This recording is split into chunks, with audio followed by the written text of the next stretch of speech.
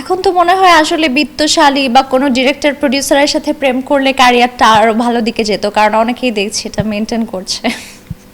কিছু ক্ষেত্রে যদি কম্প্রোমাইজ করতাম সেক্ষেত্রে হয়তো আমি কিছু মানুষের আরও প্রিয় হতাম বা আরও ভালোভাবে কাজ করতে পারতাম। এখন কিন্তু নাটক হোক বা যে এখানেই হোক, অনেক বেশি সিন্ডিকেট দেখতে পাচ্ছি যে তারা একটা গ্রুপ করে কাজ করছে। গ্রুপের বাইরে কেউ যদি ট্যালেন্টেড হয়, কেউ যদি যোগ্য হয়, তারপরও তাকে সুযোগ দেওয়া হচ্ছে না। যার সাথে যার বনে, যে যার ফেভারেট, তাকে নিয়ে কাজ করা হচ্ছে। আমাকে হয়তো স্ক্রিনে দেখতে একজনের থেকে বেটার লাগছে, বা আমার ডেলিভারি বা আমার অ্যাক্টিং ভালো লাগছে, সব কিছু মিলিয়ে স্টিল দেখা যাবে যে আমার থেকে কম যোগ্য একটা মেয়ে সুযোগ পেয়ে যাচ্ছে। কিভাবে? Just because they are maintaining relationships. তো আমি যে ফ্যামিলি বিলং করি বা আমি যেখান থেকে আসছি, যেটা আমার রুট, সেখান থেকে আমি আসলে এই ধরনের কম্প্রোমাইজগুলো করতে পারি না। তার কারণে মনে হয় এটাও একটা রিজন আমার কম কাজ করার।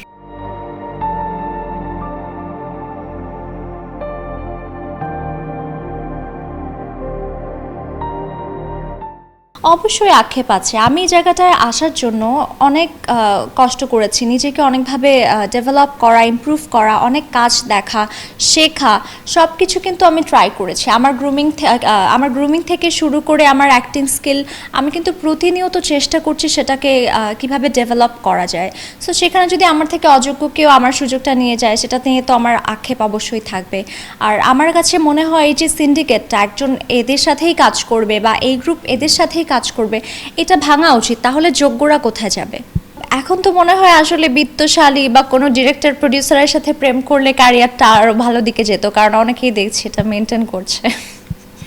যারা পটায় তারা কৌশল জানে, আমি তো জানি না। আপনি তো দেখবেন আমি খুব কম কাজ করি, এবং আমার মানে আমাকে যারা আমার জন্য কাস্ট করে তাদের সাথেই আমার কাজটা হয়। আমি এই ধরনের সম্পর্ক আসলে মেনটেন করতে পারি না। আমার দৃঢ় বিশ্বাস, আমি যদি ক্যারিয়ারে ভালো করি সেটা আমার নিজ যোগ্যতায়, আমার স্ক্রিন প্রেজেন্স বা আমার অ্যাক্টিং স্কিল ভালো থাকা এবং দর্শকের আমার পছন্দ করার জন্যই ভালো দিকে যাবে। তার জন্য আসলে আমাকে কাউকে মেনটেন করতে হবে না। এখানে অনেকগুলো বিষয় আছে। আসলে একটা মেয়ে যখন বাইরে কাজ করতে যাবে, যে কোনো কর্মক্ষেত্রে একটা সুন্দরী অ্যাট্রাকটিভ মেয়ে বা নর্মাল সাধারণ যে কোনো মেয়েকেই কিন্তু একটু ডিফারেন্ট চোখে দেখা হয়। এটা আমার এক্সপিরিয়েন্স, কারণ আমি কর্পোরেটে পার্ট টাইম জব করতে ঢুকেছিলাম, তখন আমি এটা দেখেছি। আমার আশেপাশের অনেক মেয়েদের সাথেও আমি শুনেছি এই ধরনের ঘটনা। ইনফ্যাক্ট আমি যখন ছোট ছিলাম তখনও আমি এরকম সেক্সুয়াল হ্যারাসমেন্ট ফেস করেছি।